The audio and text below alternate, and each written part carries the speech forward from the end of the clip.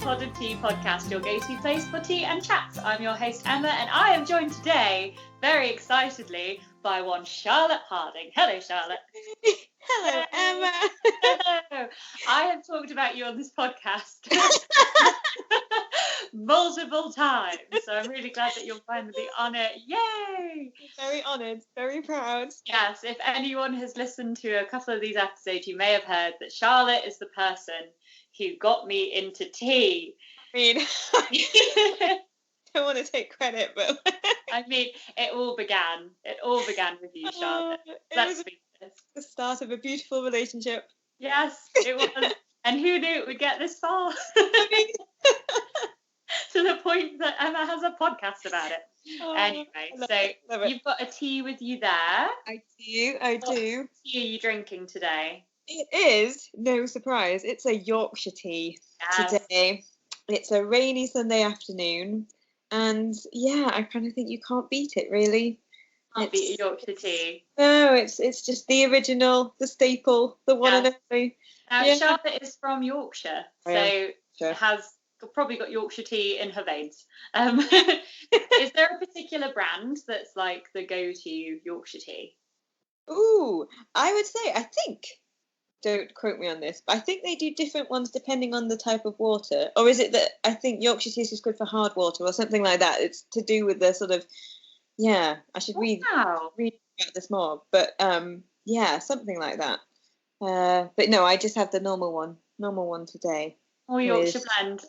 Yeah, it does the trick, especially on a rainy afternoon. I've been having a duvet day, so duvet day. Hello, we celebrated autumn in the last episode, so autumn is here. I've got an Earl Grey today. I've gone fancy. I went there. I love it. I love the Earl Grey. So yes, to explain, because I've alluded to this topic a few times, so to explain my first cup of tea was so me and Charlotte went to Goldsmiths Uni. And we moved into halls. Well, for the first year, you were there, and then she went on to other musical climbs. We moved in, and then there was this lovely girl called Charlotte in my flat, and I was like, "Oh, great! I like her. This is good." And I just remember you saying, "Emma, do you want a cup of tea?" And I had one of those moments where I was like, "If I say no, then things might go. The potential blossoming friendship might not happen." So I was like, "Yes." I will. And then I think you were like, any sugar? And I was like, yes. All the sugar. And it just, and then because I'd agreed to have that cup of tea, I couldn't very well say no next time you asked. I mean, I like to think the friendship would have blossomed anyway. I couldn't get over it, but I don't know. I think it's a very Yorkshire thing, or just a very sort of northern thing, is that your day is designated into tea. So like if you just moved in somewhere, the first thing to do would be put the kettle on, find the tea bags, have a cup of tea. Exactly. So it was a whole new world for me going to London and all these people who didn't drink tea or didn't have that tea schedule to the day. And I was like, so it felt like the very natural thing to do. And look what happened. I know. Things, as I say, have escalated somewhat. But I'm so glad you offered the tea, because I completely buy into that whole ritual of tea now. Like as soon as someone comes round, as soon as I get home, I put the kettle on. But if I have anyone round, you say would you like a tea, and then it's something, like right now, you can just sit and talk for hours if you've got a tea in front of you. Totally, which we have done on many occasions. So many occasions. We've tested that theory. We have, yes. I don't know if you can hear on the podcast or if you can hear, Charlotte, but it is raining in Norfolk.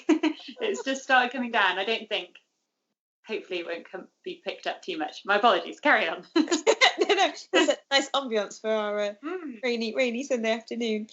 But no, I mean, how many cups of tea do you think we drank? We lived together for what, 2 years in Collierwood? Hollywood, so a year when we were 18. So the first time both of us had ever moved out from home, and we went straight to London. Crazy women. And so we lived a year in halls there, and then a few years later, we moved in again together. Yeah.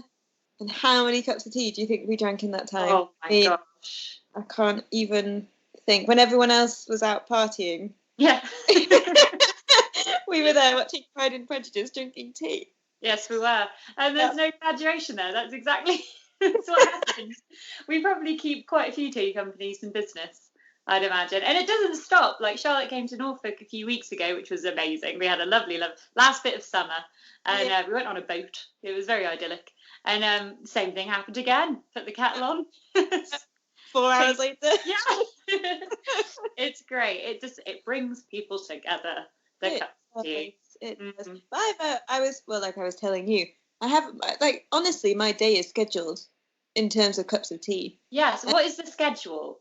So for everyone listening, I didn't think this was weird until it was pointed out to me that it was weird. But anyway, this is my tea schedule for the day. So I'm an early riser. I like to work first thing in the morning. So get up at like maybe 5:30, 6-ish. Cup of tea straight away, obviously, because otherwise brain is just not in gear. Then work for like an hour and a half. Early mornings, I'd call it 7:30. That's like the next cup of tea. An hour. yeah. That's an hour.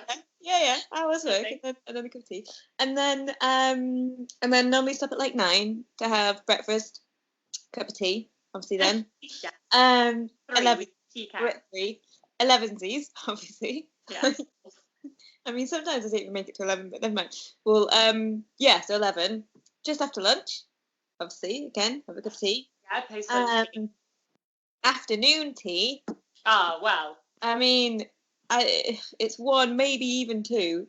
Okay, well, let's go for 2. Afternoon's a lot. So, yeah. And then after tea, as in dinner tea, that's another one. And then if you're watching something on television, you're obviously going to make a cup of tea with what you're watching. And then bedtime tea. Bedtime tea. Now, I thought I drank a lot of tea, Charlotte. But that might count. That's 10. But can you see, though, how it works through the day? It's not like I'm just drinking, like, I don't know. No, I completely see how that works. And to be honest, I think if I count it, I don't think I'd be far off, if I'm quite honest with you. This is it. I feel like people just need to be honest about it. Yeah. Talk Come about out of the tea closet, everyone. About it and say it's all right. This is a safe space, this podcast. You can admit how many cups of tea that you need. Yeah, but on a kind of vaguely serious note, it does really help me because I'm self-employed and I work at home, and if I've got like a day and lots of work to do, really helps. It's like just stop for a moment, make a cup of tea, kind of resets you. This is it, yeah, and especially because with what you do, you're sat down quite a bit. Exactly. So Charlotte is a composer, and an excellent one, I may say at that. And so a lot of that is at your computer using software to write the scores and things, isn't it? So actually having that time to stand up, they say it's very good for you in your mind and everything to stand up and do something physical away from the computer when you're at it a lot. So really, it's for health reasons. Well, exactly. I mean, yeah, no, it is really nice. And it's nice just to, get up, stretch the legs, all the way over to the kettle. Yes. But I mean, if we're being crazy on a crazy day, might mix up the different types of tea I have during the day. So have a different one at bedtime, have a different one in the evening to mix things up. If I've been to the gym, have a different one coming back from the gym, and there's variations, but. Woman after my own heart as well, we know. Yeah, I like how there are teas for every occasion now. Like, if you think of it, someone's probably made a tea for it. Like, I'm feeling slightly under the weather and the sun's behind a cloud. Here, have this tea. Like, tea. Yes. These exact things. What would you have in the night time? Ooh, so something quite like calming. Maybe it's like a chamomile tea, or like used to have these like caramelly teas. I tell you what, my sister Eleanor, she always has buttermint tea and stuff like that. Buttermint, delightful. That sounds so nice. I need to get this tea. It's a good time because she's gluten free and avoids other sort of types of tea and stuff. So she drinks a lot of peppermint tea. So I always have a bit of that when I go over as well. So yes, and that's a nice thing as well. When you go to people's houses, people have specific teas, so you know when you go to their house. Yes. Not to sort of get too excited, but my mum, I get it from my mum. She's a avid tea drinker. And for her 60th birthday, we took her to Twinings on the Strand, and she blended her own tea. Oh. So whenever I go back home, we have her tea, which I really look forward to. Yeah. What did she put in it? Do you remember what kind of tea it is? Oh, I should have thought of this before I came on here. It's very nice. Can I report back? Yes, report back. We'll have to come on again. Yeah, it was. I think she called it Amanda's Silver Blend or something like that. But it was very lovely, and I learned a lot about tea in the process. So, was this the one where the lady? Yes, about the tea average. So please, for the listeners, explain that story. Okay, so Twinings on the Strand, very delightful. A lovely little museum section, all very great. And this is where we made the tea with my mum. And so she started off the workshop by saying, on average, how many cups of tea do you think the average British person drinks? And I said 9, just, knocking off a couple of mine just to, average it out. How'd you know that? Well, yes, apparently it's 3. 3? I refuse to believe it. I refuse to believe that 3 is the average. I was like, I want to question your data, but we're here celebrating my mum's birthday, so I feel like now's not the time. Now's not the time to really get serious about what you're saying in your presentation that you probably learned from a script. Nonetheless. So 3, I mean, so you're saying by 3, woman who works at Twining, that you would therefore have probably a breakfast tea and then an afternoon tea and then possibly one in the evening? Yeah, I guess. Yeah, that won't do. 11sies. 11sies is out the window. I mean, if it's good enough for Tolkien in the Lord of the Rings that they have 11sies, I feel like... Exactly. Needs to be a thing. Oh yeah, everyone needs more than that, surely. Yes. And people have people go crazy for the coffee, don't they? And they have tons of coffees through the day. At least, I mean, again, I need to clear up. This is why I'm doing the podcast, so I can learn more about tea. But I need to learn about, is the caffeine content in tea comparable to coffee? Like, is it about the same? I've heard something that it's like a slower release of caffeine when you drink a tea, whereas a coffee is a stronger hit. Oh, I don't know. I mean, I always presume that there's a lot more caffeine in coffee. Yeah, I certainly feel more like I've drunk more caffeine when I have coffee. My mother will have a cup of coffee before she goes to bed, which I find interesting. I was asleep. I was at a rehearsal the other day and they had 2 urns and one was coffee and one was tea. And by mistake, I got the coffee one, but it was one of those situations where I couldn't really be like... So I drank the coffee and I was just like, what is this? I haven't drank coffee. There was one night when I had a deadline that I really needed to get to, and I drank a cup of coffee. And I mean, I can't do it. It just tasted so strange. And again, the other day when I had it, I was just like, it's just not tea. Oh no! It was so sad. What is this? I know. And actually, funnily enough, on the fated night when I drank a cup of coffee when I had a lot of work to do, turns out it was decaffeinated anyway. So I was waiting for the big, I'm going to feel really awake. But no, it was did you think when you sat there like, yeah, I'm buzzing, or did you just think, oh, this coffee isn't really doing anything for me? I was like, I really don't get this. Why do people drink this? It tastes horrible and doesn't do anything for you. But yeah, maybe if I had caffeine in it. Caffeinated one. Oh, I've got to say, I've got onto the coffee train. I'm trying to pull back from the coffee. But, it's work, honestly. I get there and I wouldn't at home, but when I'm at work and it's like, it's after lunch. It's the after lunch slump where I sit there and I'm like, I could have a nap. I really love this to do. I really love the smell of coffee. I love the smell, and whenever you go to Italy and places like that, it just smells incredible, and it all looks really cool and nice. And then I drink it, and I'm like, it's not tea. Not doing what it should. Now I've discovered on my tea journey some teas that kind of do what coffee does in a way, but they taste like tea, like a really strong tea, and that has been a win, and that has took the place. There's one called Kenya Capco, and I don't know, like, well, I presume it's from Kenya due to the name. We can assume that safely, I think. But and I know it's a black tea, but I don't know much more than that. And we got it, and it almost came. The leaves were so fine, it was almost a powder. And that was incredibly strong, incredibly. And you know, like if you really brew a tea, and then, but without the bitterness you get when you overbrew it, it was like that. And that was, I was like, oh, that was good. And then recently on the podcast, we tried Assam tea, and that's very strong. Yes. And nice. So they're like little coffee alternatives, I think. Maybe if I go like into the hardcore teas, then I could make the jump. Then you could leap over.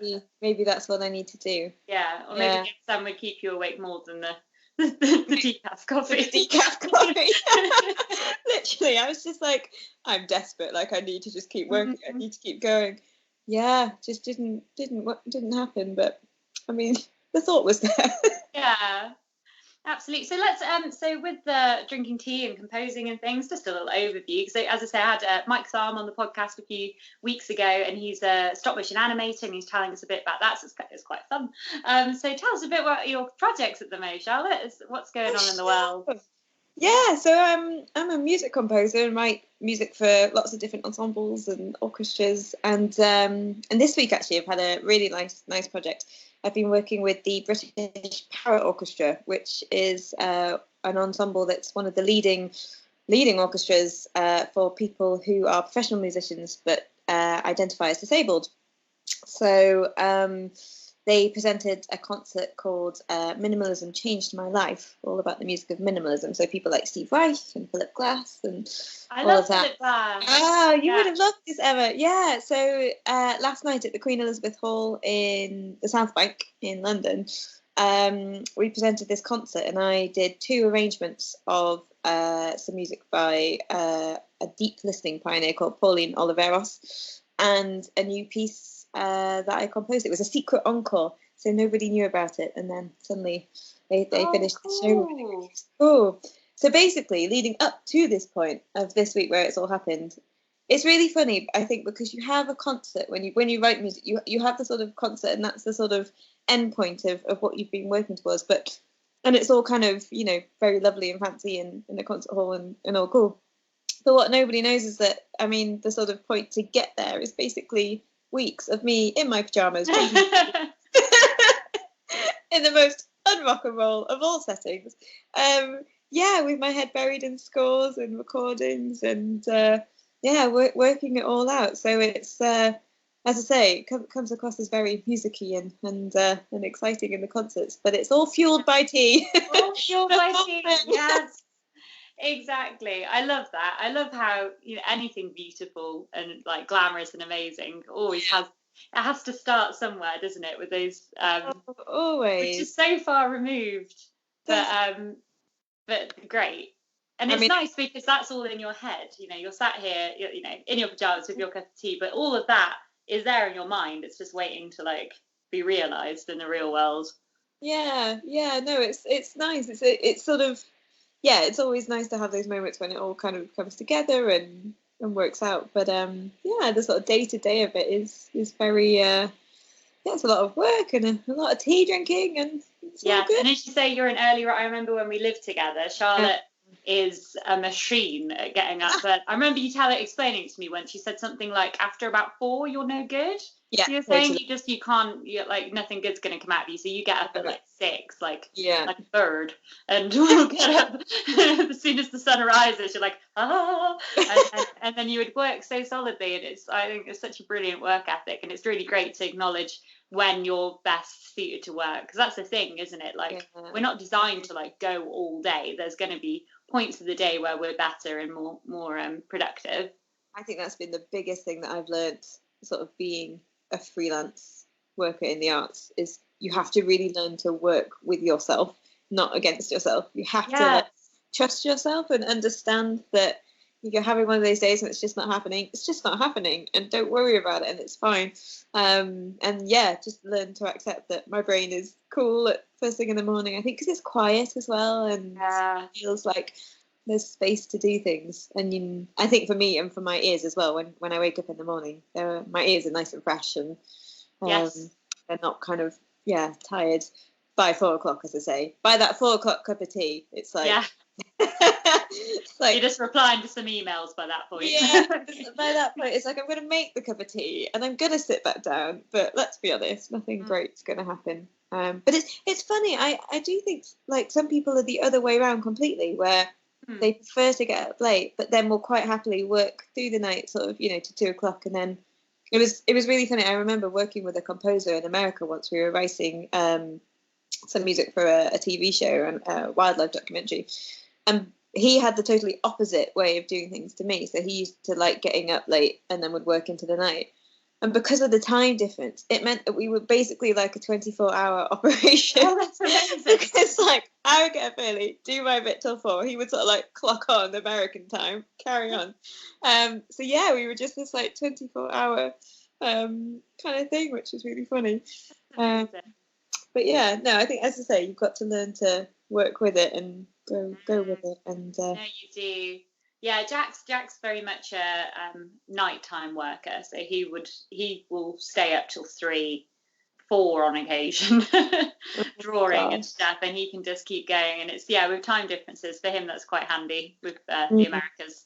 I think when I work, I think I'm very much probably more like you, but I don't get up quite as early as you do.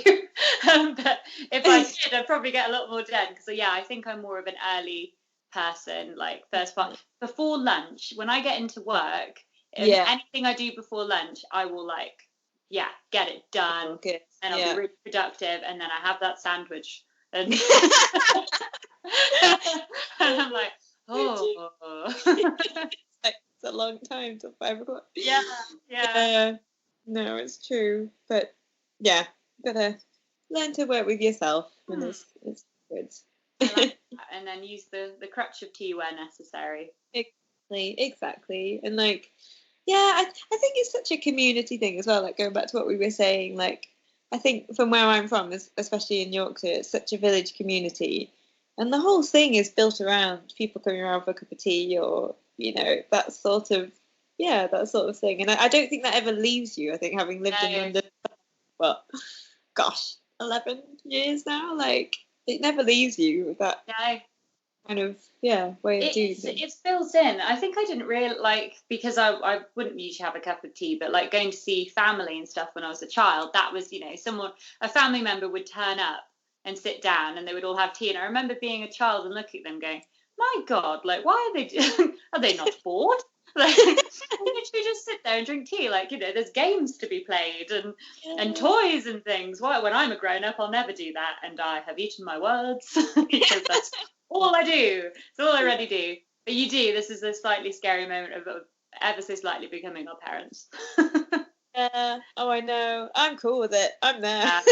Ready to be we're gonna be great grannies, Emma. Oh, we're gonna own it. We're already there. I was texting a fellow, well, shall I say our age, a fellow person in the decades that we're in, and on Saturday, and she was like, oh, it's autumn, and I'm under a blanket, and it's so lovely, and I was like, oh, me too, and then I realised it was 10 o'clock on a Saturday night, and I was like, oh no. There's nothing wrong with that. The worst thing is, I never really went out at 10 o'clock on a Saturday night when I was in my 20s, so I start now. I think I realised that, when you go, if you go around to like a friend's house for dinner, or if you go out for drinks or something, you hit that like 10:30 mark of the night, and it goes one of two ways. It's either you have another drink, or you have a cup of tea.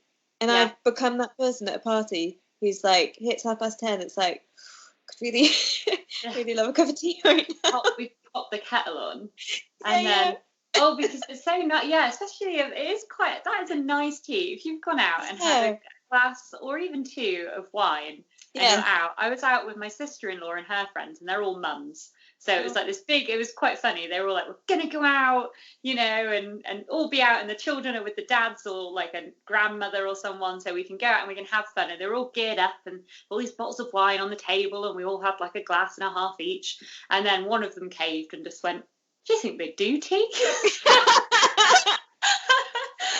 And I'm there, sans child, going, oh, I hope so. Let's yeah, and then so the wild mother's night out turned into us all sitting around having a cup of tea in a pub, in fairness, but still. Why not? I did it last night. I got in at like 1 o'clock, I think, by the time I got home. Thanks trains. And it was 1, and I should definitely just go to bed. But it's like, do you know what? I think I just want a quick cup of tea. It's that wind down cup of tea. Like if you've been out, and it's all like to take stock and go, okay, I'm gonna get my brain ready for sleep. Yeah. And just and also it's quite uncomfortable, I think, sometimes if you're like go, and then you get home, if you go straight to sleep and then you have to kind of go again first thing in the morning, you haven't had a moment yourself in that time frame, have you? That's it. You just need that moment just to be like, okay. This is it. You know how there's like all these, I mentioned it in the last episode a little bit, there's all these apps and everything about mindfulness and things like that. I feel like there is a lot to be solved if people just had the tea schedule. So perhaps that's what they need. Perhaps, Scarlett, we can make an app. I mean, there's a little reminder, a little notification, and it could just say, fancy a cuppa? And then everyone can go and have a cup of tea. I think, totally, because I think it does. I mean, if we're going to get deep on this, it symbolises either just a bit of time for yourself and a bit of time just to, take a step back and just sort of reflect on things. Or it really signifies people getting together. Like, I used to do these classes with a dance company called Ballet Boys, called Parkinson's Can Dance. And they were amazing. It was for people with Parkinson's who would just come in and forget about their Parkinson's for an hour and just dance. But at the end of every session, they always had a cup of tea and a biscuit. And in a weird way, that cup of tea at the end of the session became equally as important as all of the stuff that they did in the session, because it was just time to sit, just for that period of time, for 15 minutes, 20 minutes, just to work their way through a cup of tea, have a biscuit, have a chat. Be social, Be sociable. Just, it wouldn't be the same if we just finished the class and said bye. It really just, it provides that moment just to stop and bring people together, and it's important. Oh wow, that's lovely. It is important. I think we can save the world with tea. I really do. I mean, I'm convinced. I'm literally convinced. It started humble beginnings, but now the ideas are grand. Aiming high. Maybe I'll write a letter, or just advising everyone. Maybe if you just stop arguing and just sit and have a cup of tea together for a minute, you might imagine if Parliament, if you were like, people, how about we all just take 5? Yeah, have a cup of tea. On. Let's just all have a cup of tea, a good biscuit. Yeah, and then let's have a chat through this. Yeah, no, I think that would be good. But can I have one rant about tea though? Yes, please do. Oh, okay. A controversial tea topic that I've just thought. We love tea controversy. I mean, so when you go out for cups of tea, the size of the mug that you get given the tea in, at some places you go, it's like a thimble of tea. I don't want to name names. But can we? There was one place I went, a large furniture store that gives pencils out. It gives pencils out? Yes, pencils. Oh, yes. Oh, no. I mean, so great. I mean, love it. All cool. But they do refillable. They did refills of tea and coffee. I was like, great, this is awesome. And then you get there, the mugs are like, I mean, I wouldn't call it a mug. I went masquerading. Yeah, I went back at least 4 or 5 times to sort of feel like I'd had my cup of tea. And is it really sad that whenever I buy a new mug, that is part of the, sort of, am I going to get a decent cup of tea in here? Like, no, these are the important questions. I mean, Ian, my brother-in-law, who's from Stoke, he has tankards of tea. Like, he's not messing around. He has actual... That's real. The mugs he has are like, I think he even uses a beer one at home in Adlingfleet that's like it's like a beer tankard thing. for his tea because he needs that much tea. Yeah. And I get it. He's a tall guy. He's a tall guy. He's a lot of tea. But yeah, no, that's one thing I feel like as a tea community we could share with the world, that we need a decent sized cup of tea, because otherwise I agree more. I will just go back and be like, can I have some more? I haven't added another one. I think the worst receptacle, I don't know if that's the right word, for tea that I have ever encountered and that I highly dislike is the polystyrene foam cup, because it tastes horrible. And I do I've got to do a first aid course refresher. How glamorous. Terrible. I really hate blood. They always have to open the window and then they all joke about having to do first aid on me. It's like, it's a whole thing. They do tea and biscuits there. And I now will need to remember to take my reusable cup, because they just serve it in these polystyrene cups, and and you can feel it on your teeth, and the smell. And I'm like, you're clearly buying these things. So someone's making the active choice to buy the polystyrene cups when you could just buy a paper cup. Or, I mean, is it a far cry to stick 10 mugs out? I don't know. Ones, yeah. Definitely. Yeah. No. About what your tea comes in. I think so. Yeah.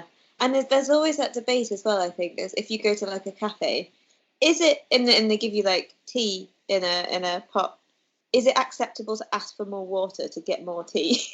I think it should be. Yes. I never know whether I always sort of ask but feel very cheeky doing it, but I don't know whether that's socially acceptable to ask for that. But again, sometimes one is just not enough and you're like, no, oh, I've got the tea bag. Yeah.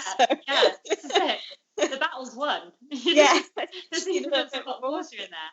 Yeah. I read it like if you go to a cafe and then you've got tea and they've put like a small, a medium and a large, and the price difference between them are like 50p. I'm like, are you giving me extra tea bags here? No, you're not. You're literally putting one tea bag in a cup and then filling it up with a little bit more water. That outrages me.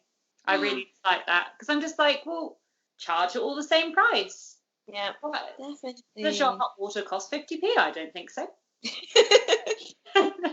I told you, didn't I, about the Starbucks experience with tea? Oh, it was, yes. Please regale us, because what a horror story. I'm just going to set the context. It was early on a Monday morning, and maybe they just, I don't know. I'm sure they were all very lovely and very nice. But yeah, they said to me, "Do you want hot milk in your tea?" And I was like, "Oh well, it'll get hot when it's in the tea, right?" But I think they meant like the frothy milk that you put on coffee. Yeah. So I ended up with that on top of my tea, and I didn't say anything because it was Monday morning, and it's like, I mean, I don't want to be that person on a Monday in Starbucks on a Monday morning at like 8 o'clock, being like, that's not right. But at the same time, yeah. It looks so weird. Did they leave the tea bag in there? Yeah, I think they did. Did they? Oh, I think I was so horrified by the milk. I was a bit, get out of there. See, I didn't know what to do. The Starbucks, how many people must be wandering out of it in dismay? Like, what's happened to my tea? I feel like I'm not their target audience, so let's be honest. Like, I don't drink coffee. They were probably like, what are you doing? Why are you here? Get yourself to Whittard, where you belong. I know, as I say, I'm sure they were very lovely.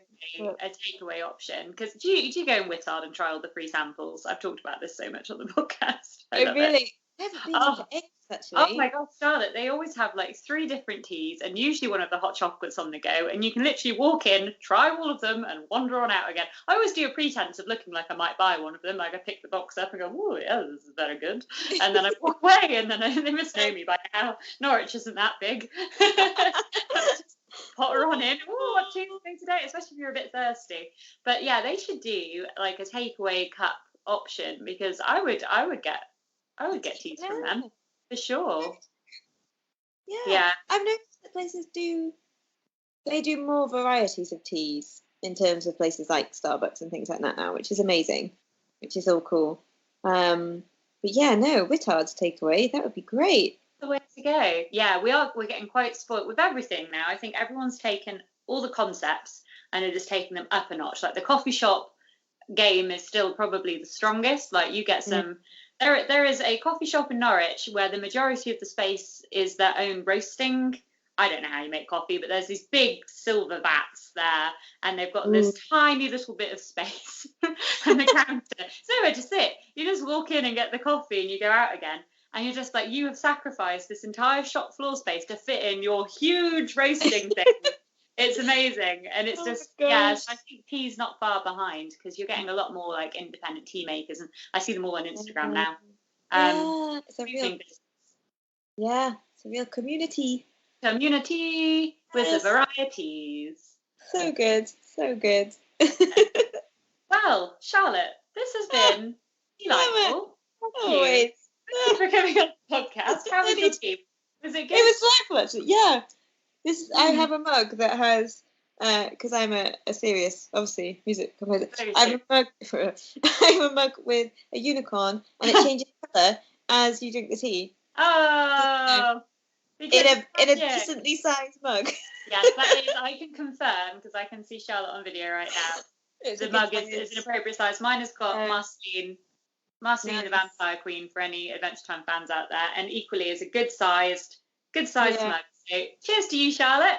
Hopefully, thank you, Emma. Yay! Hopefully we'll get Charlotte back on again another time. Maybe we can have a rant episode and talk about and fix more problems, which, as we have just discovered, could all be solved by tea. So yes, thank you for listening, everyone.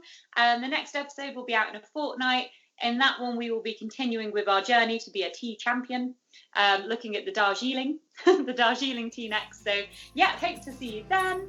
Have a lovely day.